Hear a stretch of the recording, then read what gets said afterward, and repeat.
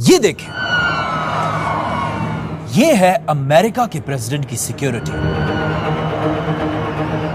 اور یہ ہے چائنا کے پریزیڈنٹ کی سیکیورٹی۔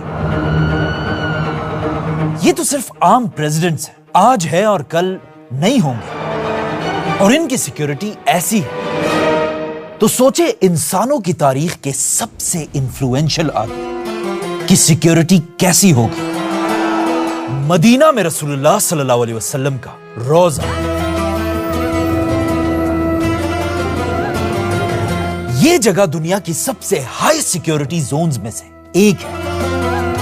یہاں کی سیکیورٹی صرف زمین تک نہیں بلکہ آسمان پر بھی ہے، کیونکہ اس روزے کے چھت کے اوپر سے سوائے پرندوں کے کسی بھی چیز کو اڑنے کی اجازت نہیں ہے۔ مدینہ کی سیکیورٹی کا کنٹرول روم پوری عرب دنیا کا سب سے بڑا کنٹرول روم ہے، اور ہر دن ہزاروں فوجی 200 گیٹس پر کھڑے ہو کر آپ صلی اللہ علیہ وسلم کے روزے کی حفاظت کرتے ہیں۔ پر ویٹ، یہ صرف زمین کی اوپر کی سیکیورٹی ہے، لیکن اگر زمین کے نیچے سے بھی کوئی آپ صلی اللہ علیہ وسلم کے روزے تک پہنچنے کی کوشش کرے تو ایسا کرنا امپاسبل ہے، کیونکہ سعودی آرمی نے زمین کے نیچے ہر طرف سائزمک ریڈارز لگائے ہیں۔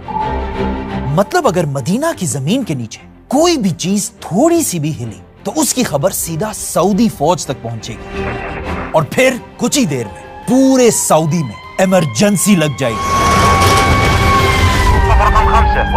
لیکن یہ سب تو صرف آج کی سیکیورٹی ہے، لیکن ایسا ہمیشہ سے نہیں تھا، بلکہ کہا جاتا ہے آج سے 1000 سال پہلے 2 لوگ ایسے تھے جنہوں نے آپ صلی اللہ علیہ وسلم کے روزے کے اندر گھسنے کی کوشش کی تھی، اور ایسا کرنے کے لیے انہوں نے ایک بہت ہی خطرناک پلان بنایا تھا۔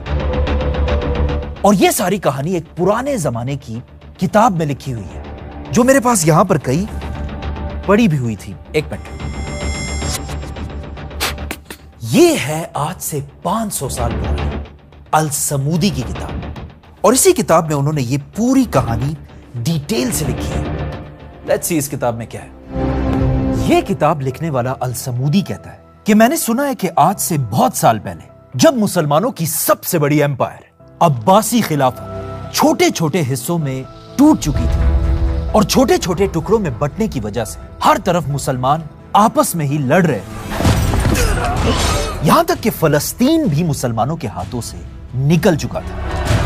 ایگزیکٹ اسی ٹائم جب پچھلے 500 سال میں پہلی بار مسلمان کمزور ہو چکے تھے، اسپین کے ایک چھوٹے سے گاؤں میں 2 کرسچنز نے ایک بہت ہی خطرناک پلان بنایا، ایک ایسا پلان جس کا اب تک مسلمانوں کے کسی دشمن نے بھی نہیں سوچا تھا۔ مدینہ میں آپ صلی اللہ علیہ وسلم کے روزے کے اندر گھس کے آپ صلی اللہ علیہ وسلم کے جسم مبارک کو اپنے ساتھ لے جائے، لیکن ایسا کرنا کوئی آسان کام نہیں تھا، اسی لیے سب سے پہلے ان دونوں نے اپنا بھیس بالکل بدل دیا، مسلمانوں کی طرح داڑھی رکھی اور مسلمانوں کی طرح کپڑے پہن کر یہ دونوں مدینہ کی طرف روانہ ہوئے۔ جیسے یہ دونوں مدینہ پہنچے، ان کی لمبی لمبی داڑھی اور کپڑوں کو دیکھ کر مدینہ والوں کو لگا کہ یہ تو بہت نیک لوگ ہیں، اور ان دونوں نے مسلمان ہونے کی اتنی اچھی ایکٹنگ کی کہ انہیں مدینہ میں رسول اللہ صلی اللہ علیہ وسلم کے روزے کے بالکل پاس ہی ایک گھر ملا، اور یہ دونوں یہاں رہنے لگے، جس کے بعد یہ دونوں مدینہ میں ہر دن اچھے مسلمانوں کی ایکٹنگ کرتے تھے، لیکن جیسے ہی رات ہوتی تھی، رات کے اندھیرے میں یہ دونوں اپنے خطرناک پلان پر کام شروع کرتے تھے۔ فار ایگزامپل، یہ رسول اللہ صلی اللہ علیہ وسلم کا روزہ ہے، اور اس روزے سے صرف اتنا دور ان 2 آدمیوں کا گھر تھا۔ ان دونوں نے اپنے گھر کے اندر سے زمین کو کھودنا شروع کیا تاکہ یہ اپنے گھر سے ایک ٹنل بنا کر رسول اللہ صلی اللہ علیہ وسلم کے روزے تک پہنچ سکے، اور آپ صلی اللہ علیہ وسلم کے جسم مبارک کو مدینہ سے اپنے ساتھ لے جائے۔ یہ دونوں رات کو ٹنلز کھودتے تھے اور دن میں یہ ساری مٹی اپنے بوریوں میں ڈال کر پاس ہی ایک قبرستان میں جگہ جگہ پھینک دیتے تھے۔ یہ اتنا خطرناک پلان تھا کہ مدینہ کے کسی مسلمان کو بھی ان دونوں پر شک نہیں ہوا، بلکہ انہیں لگتا تھا کہ یہ دونوں ساری رات عبادت کرتے ہیں۔ آہستہ آہستہ دن گزرتے گئے اور ان دونوں کا ٹنل آپ صلی اللہ علیہ وسلم کے روزے کے قریب پہنچنے لگا، اور ایون انہیں بھی ایسا لگنے لگا تھا کہ اب ان کا یہ پلان کوئی نہیں روک سکتا۔ لیکن اچانک اسی رات مدینہ سے بہت دور مسلمانوں کے کیپٹل دمشق میں मुसलमानों के सुल्तान नूरुद्दीन जंगी ने ख्वाब देखा। इस किताब में लिखा है कि नूरुद्दीन के ख्वाब में खुद रसूलुल्लाह सल्लल्लाहु अलैहि वसल्लम उसके पास है और आप सल्लल्लाहु अलैहि वसल्लम ने नूरुद्दीन जंगी को इन दोनों के खतरनाक प्लान के बारे में बताया। और इसमें लिखा है कि आप सल्लल्लाहु अलैहि वसल्लम ने नूरुद्दीन से कहा, ऐ नूरुद्दीन, मुझे इन दो गुंडों से बचाओ। नूरुद्दीन ये देखकर बहुत हैरान हुआ और अचानक नींद से उठ गया, लेकिन उसे लगा ये बस एक ख्वाब है और वो इसे बस इग्नोर करके सो गया। लेकिन सोते ही उसी रात नूरुद्दीन ने यही ख्वाब दोबारा देखा, बल्कि आप सल्लल्लाहु अलैहि वसल्लम ने नूरुद्दीन को इन दो आदमियों के चेहरे भी दिखाए। इस बार भी नूरुद्दीन दोबारा इस ख्वाब को इग्नोर करके सो गया, लेकिन तीसरी बार भी जब नूरुद्दीन ने यही ख्वाब दोबारा देखा, उसे समझ आ गई कि जरूर यहां से बहुत दूर मदीना में कोई ना कोई गड़बड़ जरूर हो रही है। नूरुद्दीन फौरन उठा और अपने गार्ड्स को रेडी होने का हुक्म दिया और फिर फुल स्पीड दमिश्क से मदीना की तरफ रवाना हुआ। जैसे ही नूरुद्दीन मदीना पहुंचा, वहां सब बादशाह नूरुद्दीन को देखने के लिए जमा हुए और नूरुद्दीन ने ऐलान किया कि मेरी तरफ से पूरे मदीना के लिए खाने की एक बहुत बड़ी दावत है, आज रात खाने का इंतजाम किया जाए। और नूरुद्दीन ने हुक्म दी कि इस दावत में मदीना के हर आदमी का आना लाजमी है। जिसके बाद मदीना में एक बहुत बड़ा दस्तरखान बिछाया गया और मदीना का हर आदमी यहाँ खाना खाने आया। जब मदीना के सारे लोग जमा हुए, नूरुद्दीन एक एक को गिफ्ट्स देने लगा और गौर से हर एक के चेहरे को देखने लगा। लेकिन बहुत ढूंढने के बाद भी नूरुद्दीन को वो दो लोग नजर नहीं आए जिन्हें नूरुद्दीन ने अपने ख्वाब में देखा था। और आखिर जब सब खाना खाकर चले गए, नूरुद्दीन ने उनसे पूछा कि क्या इस दावत में मदीना का हर आदमी आया था? लोगों ने कहा हाँ, सब आए थे सिवाय दो लोगों के, क्योंकि वो दो लोग हर टाइम इबादत में बिजी होते हैं और स्पेशली रात को तो ये दो कुछ ज्यादा इबादत करते हैं और हर वक्त अपने घर में ही रहते हैं। ये सुनते ही नूरुद्दीन को समझ आ गई और वो सीधा मदीना में इन दोनों के घर पहुंचा।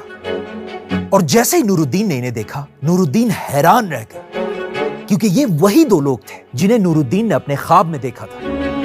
नूरुद्दीन फौरन इन दोनों के घर के अंदर पहुंचा और इस घर के अंदर हर एक चीज को चेक करने लगा और आखिर जब उसने जमीन से एक कारपेट उठाया, यहां उसे इस घर के अंदर वो टनल मिला। नूरुद्दीन इस टनल के अंदर गया और देखा कि ये दो वाकई में आप सल्लल्लाहु अलैहि वसल्लम के रोजे के बिल्कुल करीब पहुंच चुके थे। ये देखकर नूरुद्दीन इन दोनों को घसीटकर सबके सामने मदीना के बाजार लेकर आया और फिर मदीना के लोगों को जमा करके इन दोनों को फांसी की सजा दे दी गई ताकि आइंदा कोई ऐसा करने का सोच भी ना सके। और इस तरह आज से 800 साल पहले नूरुद्दीन ने रसूलुल्लाह सल्लल्लाहु अलैहि वसल्लम को बचा लिया। वाह, क्या कहानी है। बल्कि ये कहानी तो हमने बचपन से बार बार सुनी, लेकिन इस कहानी में एक बहुत बड़ा मसला है और वो मसला ये है कि ये कहानी बिल्कुल फेक है। ना ये दो लोग कोई टनल्स बना रहे थे और ना नूरुद्दीन ने कोई ख्वाब देखा था। और मुझे पता है अब आप कहेंगे कि हमें ये कहानी सुनाने की क्या जरूरत है।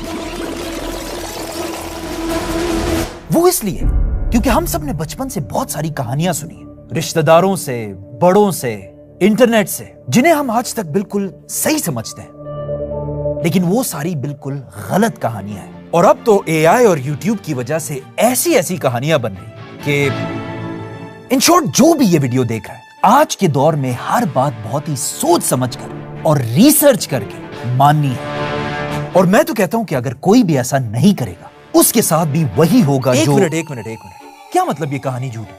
आपने अभी खुद कहा है कि ये कहानी इस किताब में लिखी हुई, तो फिर ये झूठ कैसे है? ये बात सही है कि ये कहानी इस किताब में लिखी हुई है और इसमें लिखा है कि नूरुद्दीन ने ये ख्वाब देखा था, लेकिन ये किताब खुद नूरुद्दीन के मरने से 300 साल बाद लिखी गई है। और इसने भी इस किताब में सिर्फ लिखा है कि मैंने किसी से सुना है।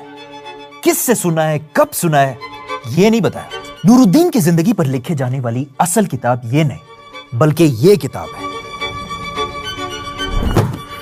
इमाम इब्ने असीर की किताब, जिसके 10 वॉल्यूम्स हैं। और ये किताब नूरुद्दीन के मरने के सिर्फ कुछ ही साल बाद लिखी गई और इसमें नूरुद्दीन की जिंदगी की हर छोटी से छोटी बात लिखी है। वो कैसे उठता था, कैसे बैठता था, नूरुद्दीन दिखता कैसे था, बल्कि इसमें यहां तक लिखा है کہ نور الدین کے پاس کبوتر کتنے تھے، لیکن اس پوری کتاب میں یہ ٹنل والی کہانی کہیں پر بھی نہیں لکھی۔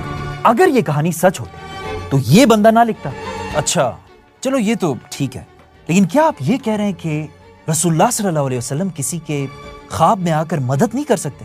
کیوں نہیں آ سکتے؟ آ سکتے، لیکن اپنی مدد کے لیے نہیں، بلکہ اس بندے کی مدد کے لیے۔ آپ صلی اللہ علیہ وسلم کو نور الدین یا میرے یا آپ کے مدد کی کوئی ضرورت نہیں ہے، کیونکہ قرآن میں اللہ نے خود کہا ہے کہ رسول اللہ کی حفاظت میں خود کروں گا۔